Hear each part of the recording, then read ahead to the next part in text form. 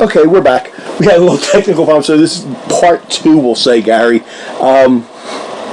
Before our lovely technology froze up on us somehow, we're talking about the unselfish play of Brett Manny. With that second goal, just doing a little pass over to Caleb Crawford and allowing him to get that 5th goal of the game there, when he could have probably easily just tossed it in himself. Yeah. But that's the real Brett Manny. Yeah. And we were talking about that in the game before. That was uncharacteristic. This was the character of Brett Manny. So there you go. So at least he's vindicated. Yeah, but very vindicated. And, that, like I said before, even if he would have taken the shot, and if he would have missed it, it wouldn't have been like, oh my God, why didn't he just pass it over? Now, they could rush back. They were already up at that point, 16-10. With 1:49 to go. So it wasn't like, oh my God, if he takes the shot, and he misses it, they could rush down the floor and possibly tie the game. That wasn't happening. And he knew what the situation was in the game. He knew he could have shot it and picked up a second goal of the game, but no, let's give it over to Caleb. Let that cap off an 18-point weekend for Crawford. Because basically what it was. In this game, 12 points, 5 goals, and 7 assists. So, as you said, Gary, that's the character of Brett Manny there. And, before we go on, I wanted to say, when you mentioned character, it reminded me of the first game. It was Local Heroes Night in Philadelphia. They, acknowledged the EMTs, the fire, the police, retired military, current military personnel. And they showed pictures of the people who sent them in and things like that. They showed a picture of Paul Day when he was police officer in Niagara Falls and things like that. But then at one point they asked for all first responders, military personnel, etc., to please rise and be acknowledged. Me being a military retiree, stood, everybody in my section, everybody's clapping and things like that. But the New England Black Wolves, they started clapping as well. And Brett Manny, being friends with him for so long, and he knew where I was sitting and where others were sitting that have always been friends of his, looked over into that section and just pointed the stick over there. Like to say, hey, I see you there, and giving that little acknowledgement. So that was kind of classy, I guess you could say. Not just from him, but from, the New England Black Wolves doing that as well. Very nice. Yes, it really was. And unfortunately, like I said, they had to get on a bus, go, and so a lot of fans were kind of hoping some of the guys would come up, but March 23rd will be a different story, that they'll be able to come up. Now, the other games that we had that night, or that weekend, I should say, you had Colorado beating Georgia 10-8, which was a real stunner. And then Saskatchewan just getting past Vancouver. Yeah, that was a stunner. Because I thought at any given point that they would just run away with it. And it looked at times like they would, and then they didn't. And Vancouver at a point looked like they were going to run away with it. Right off the hop, I thought, this is odd. Vancouver is up 3-1. This is odd. Yeah, I mean... It's wounded, it's lost 3 in a row, and really haven't looked good in any of the 3s they lost. And you're wondering what's going on. Like, the few players that aren't there now, that wasn't the backbone of the team. No. Well, mind you, Sturketty is, he's very quietly a very, very important piece, because he's become a very important piece on San Diego as well. So I think that Saskatchewan is missing him. But really, the core of that team is together. And I don't know if the league has just figured them out. If age is starting to creep up on some of these guys, I don't know. But it's whatever was working before granted, it's midway through the season. They have a lot of weeks to, right the ship. Right. And with the West being so tight, they can afford to actually have a few off weeks to write it, and write it by the end of the year. All they need to do is go in on a hot streak and hello. Yeah. Hello. We all know what they're capable of doing. Yeah. I mean, the usual. It seems to be defense where they're having all the problems. Yeah. Defense and goaltending. Yeah, well, the usual suspects. I mean, Robert Church 3-3, Mark Matthews 3-4, but Ben McIntosh an off night 1-3, Ryan Keenan 2-2, Mike Messenger with 2 goals. So the scoring is there, like you said, but it's okay. They had shoot in instead of Kirk, so maybe we could say maybe that could be it. Or is this Vancouver team not your normal Vancouver team? Because Vancouver, they've proved it over the last number of weeks. They have almost everything they need to put together a really good streak. Yeah. They seem to. Well, they have a couple of injuries, but you have guys like Mitch Jones who are coming into their own. Jordan McBride coming into their own. Matt Beers has always been a steady guy on defense and as a leader. Keegan Ball, even though he only had 1 goal, he had 4 assists. 4 assists, right? Had 5 assists along with a goal. So, Logan Schuss, he doesn't have to be the man. So he's being the setup guy. He had 3 assists. 3 assists, right. So it's all there. And then they had Eric Penny in the net. He got the loss, but he's been playing spectacular. Yeah. And this was pulled out, taking care of his wife. So he's going to be the man, looks like, for the rest of the year. Yeah, good. But I think Vancouver's on to something here. Yeah, and who knows? Piece here, piece there. And everybody. I mean, I'll be the first one to say this. I kind of thought when they got rid of Reese Dutch that it might be, total rebuild here. But last year, Reese Dutch, he didn't play all that great. He struggled heavily last year. Now all of a sudden, Vancouver is doing what they, need to do. Unfortunately, 15-13 for a loss, but they're right there. Bounce here, bounce there. Who knows what's going to, what's going to come of it? And then we said, Colorado beat Georgia 10-8. And that was a typical game with them. I mean, you're playing in the Loud House, so it's not,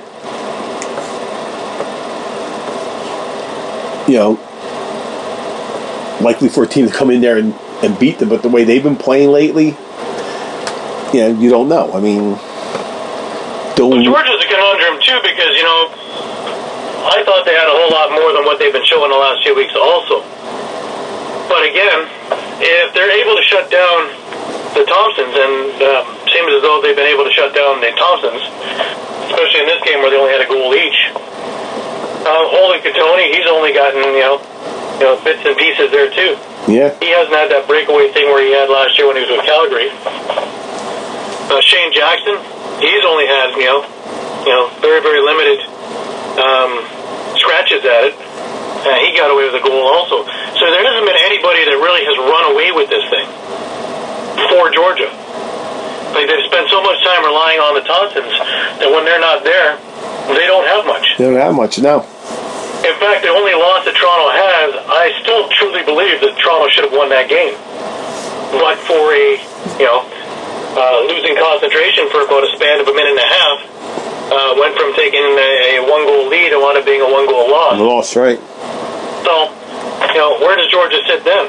And Mike Poulin stood on his head in that game. Absolutely did anything and everything he could to keep them in that game. So if he has an off night, and the way this team is firing right now, I don't see that being a very good combination. No, and if they end up being, say, a 3 seed or even maybe drop to a 4 seed in the playoffs and they got to play Toronto or Buffalo, that could be trouble. Yeah. No matter how you look at it, it could be not just trouble, it could be ugly. Mm-hmm. So they got to start. They got to start putting it together because they're only a couple games. They're only a couple games ahead on the playoff spot. Forget the first part of the year. We thought they were the juggernaut, man. They were the team to beat. Right. And all of a sudden they had that weekend where they lost both games, and they haven't been the same since. No, they haven't. And you look at their schedule coming up. Next week they're home against Rochester. Then the following week they're in Georgia. Then let me see where. They got Buffalo on the 9th, and they're catching Buffalo on a back-to-back. Then they're in Rochester on the 15th. So they got, then they got Toronto again on the 22nd. So a lot of their games now are going to be in the East. A lot of 2-game swings. Maybe they catch a break on the 9th and catch Buffalo after on a back-to-back because they play in Philly on the 8th. Right. While Georgia's sitting waiting. So, maybe they catch them licking their wounds a little bit. Who knows? But they got a lot of games coming up, where they're playing the Rochesters, the Buffaloes, the Torontos, and so a lot of 2-game swings there. If they don't start picking things up, they have a game in Georgia where all of 300 people will be there. Yeah, that includes janitorial staff. Janitorial staff, any kind of. Be listed as 7,214. I still don't know where they're getting their numbers. That's for sure. But, I think they're drawing it out of a hat. Yeah. I remember talking to Mike Poole after the one game when Georgia was here. And he was like, he goes, I don't know where they're getting the numbers. He said sometimes he stands in the net and he hears the attendance, and he says in his head, where? Yeah, that's for people who drove by. So that's where, 8 numbers. Yeah, exactly. Counting the cars that go by, estimating how many are in per car. But that's what we had last weekend. A lot. It's been that way. I think the whole year, Gary. A lot of these games have you kind of scratching your head. You can't really get a gist of what's going on in this. Every time you figure you have a team figured out, they either absolutely don't show up, or the team that you didn't think was going to be playing very well come in gangbusters. So I guess that's why we watch them. Yeah, and I think it's been that way not just in the professional lacrosse, it's been that way in college too. It's been kind of crazy. You had High Point University beat nationally ranked number 2 team in Duke a few weeks ago. Okay? You had Towson University beat Johns Hopkins. Hopkins was ranked 7th overall. They beat them. Drexel stunned Michigan earlier in the week in double overtime after losing to High Point last Saturday in overtime. So, for people who watch college lacrosse, things are going to be kind of interesting when the Final Four come around.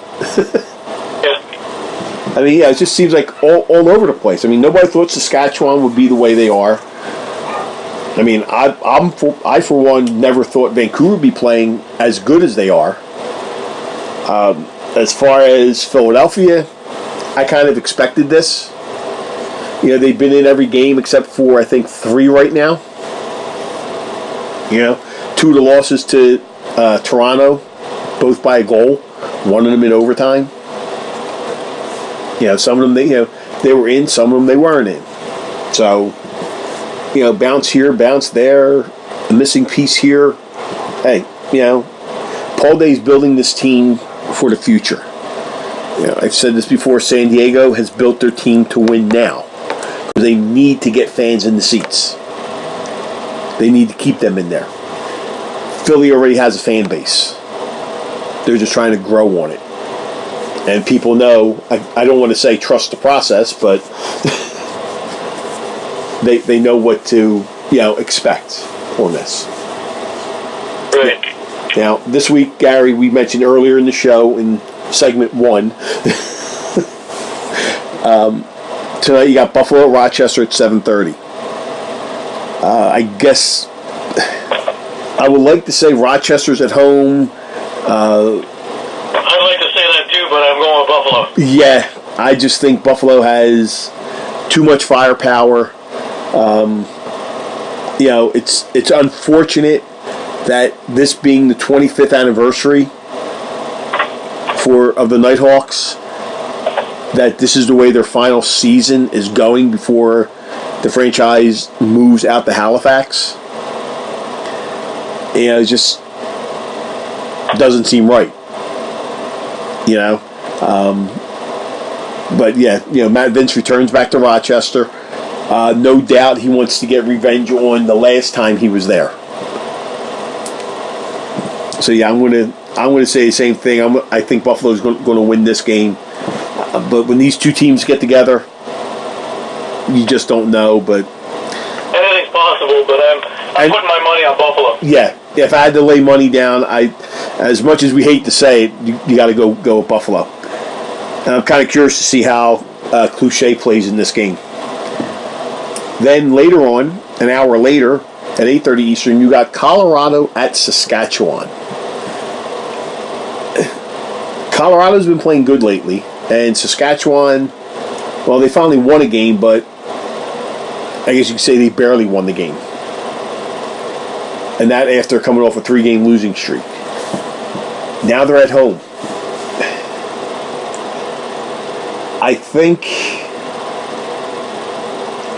don't think Colorado's going to win this one. I'm saying Saskatchewan's going to get right back on track. They're going to do what they have to do. And I think they're going to come out and make somewhat of a statement to let the league know, hey, we're back, this is us.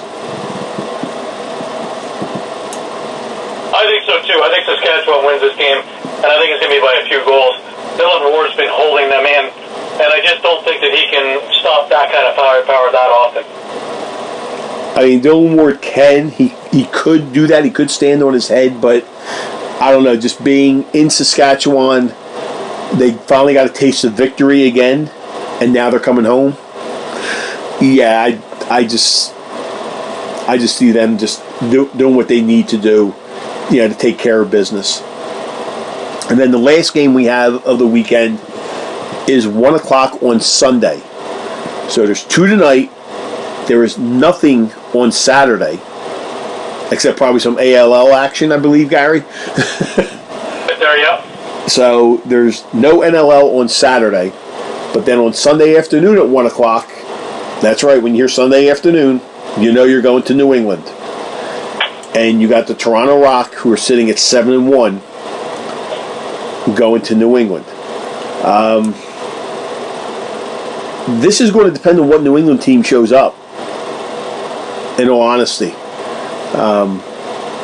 If a team like them shows up the way they played last Sunday against Philadelphia, it could give Toronto fits. But I just think Toronto they got their heels dug in.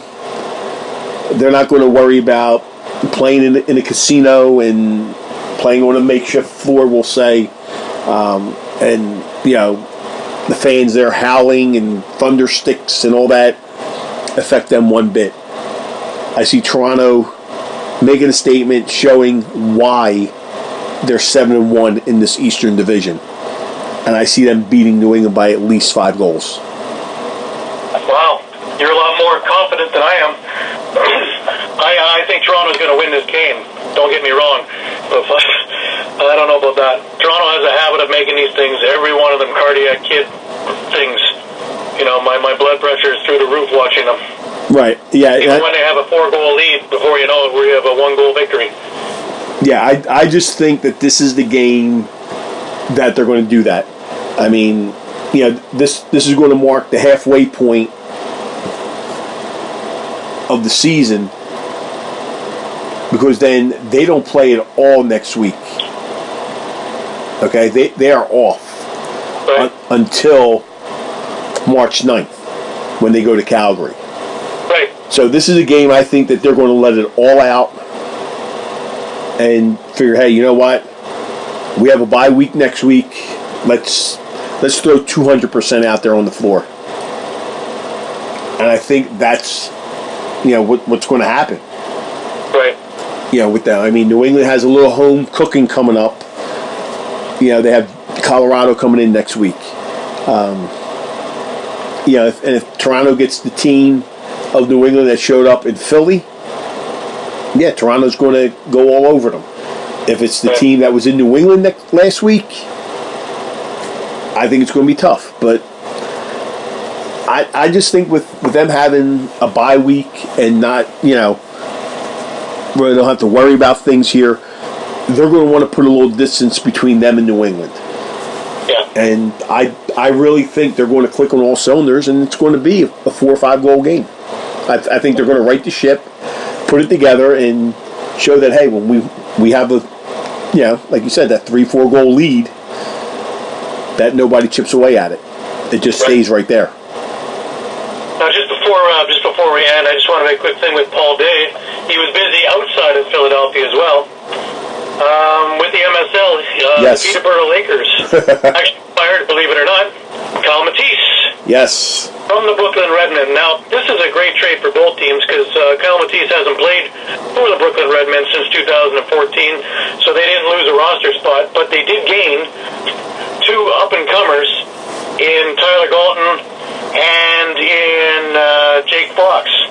And Jake Fox is entering his NLL draft year this year, and he's going to help to the size on the offense. And Tyler Galton is a local product, and he's going to help out there in Brooklyn. So I think both teams win in this. Yeah. But it's just interesting that Kyle Matisse must have shown Paul Day an awful lot there in Philadelphia. Yeah. That he's making the deals for the summer team as well. Oh, he has. He has shown a lot in Philly. And Gary, when you come in March for the Philadelphia New England game, you'll see what we mean with just. I mean, how Kyle Matisse plays the game to begin with, but to see that leadership out there on the floor in Philly, it's just unreal. And he is so well liked here in the city and everything. It's just unbelievable. It really, really is. The fans are taken to this team. It's taking a little time to get used to certain players to learn who they are. So it's you got to kind of walk up and look and say, and you are who? Certain ones your Trevor Baptiste, your Blaze Reardons, and your Kevin Crowleys and Kyle Matisse's, Jordan Halls, players like that. But like Liam Patton, Steph Charbonneau, you got to kind of carry a picture around and look, kind of take a sneak peek and look, or just whisper over to somebody. Is that who I think it is? Yeah, that's Patton. Oh, okay. Right. So, but again, we're back. Hopefully we'll have another one again next week. Again, I apologize for the 2 segments here because the thing actually froze up on us. So it's in 2 segments, so it's not too bad. Gary, next week we'll see when we can get on, when we can get our schedules together. Let me see. No games are until next Saturday, so maybe we do another one on Friday, or we try to figure something out during the week. Sure, no problem. Maybe we do one earlier in the week, try to get it on a normal segment. But with your schedule, my schedule, it's kind of wacky. So remember, tonight you got 2 games starting at 7:30 tonight. You're going to have Buffalo at Rochester, and then at 8:30 Eastern, Colorado at Saskatchewan. Sunday, no games tomorrow. Sunday, you got Toronto at New England. That's all you have on the slate. Look for things to kind of go a little haywire here. Gary, for next week's show, a little homework for your Toronto Rock. Yeah. Who would you protect? Whether you go 10 in a goalie or straight 11. Right. With the expansion draft coming up. I got mine right now set up for the Wings. To do that with your hometown team, the Rock, because, like I said, you got the expansion draft coming up in the summer. where each team's going to lose 2 players. So, Cool.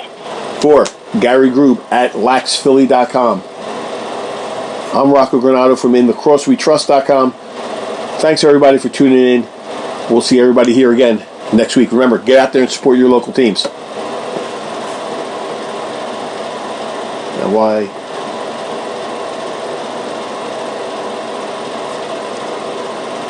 Here we go.